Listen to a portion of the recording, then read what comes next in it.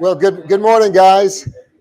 It's great to see you this morning. This is such a good turnout, and so thank you for investing part of your day with us, man. We're so thankful for that. We know it's Father's Day weekend, and so a lot of times the Father's Day is not just on a Sunday, but there's family things that are going on and stuff too. So we hope this will be a great start to your day, and just celebrating our Heavenly Father and who He is, and the great example He is to us, right? In terms of whether it's masculinity, what a biblical definition of masculinity the Heavenly Father is for us, but also in just celebrating the gift that dads are and how needed dads are.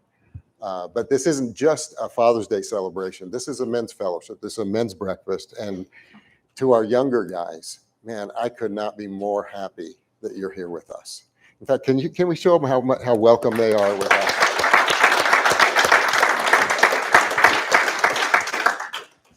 Guys, if you can give me your eyes, man. When I look at your faces, I get excited about the future, because you guys are hearing the gospel at young ages in ways I didn't. I wasn't hearing God's truth. I didn't hear the gospel savingly until I was a lot older, and I wasn't in a really good church environment when I was a younger man, and I just get excited. Get excited about the dads you have, and I get excited about the gospel you're hearing. It just makes me excited about the future and passing the gospel baton to you guys. That excites me. So if I ever look at your faces and I'm looking like really mushy or really, I'm thinking about how excited I am to see the Lord use you in the days ahead. So that's why you're really welcome here, okay? Love you to pieces, guys. Well, this morning, Sovereign Grace has, spoken a lot about the 7 shared values, of our churches. One of those 7 shared values is gospel centrality.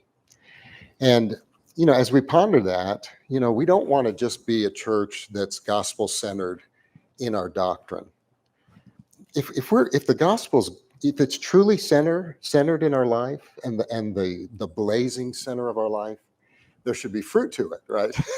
I mean, you've heard of churches that you call them all light but no heat. So there's a lot of sound doctrine, but there's not a lot of evidence of the life that the gospel should be producing in the midst of them.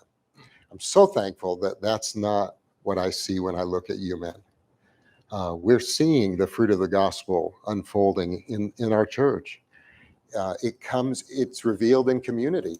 It's revealed in a culture that the church has, not because of anything in and of ourselves.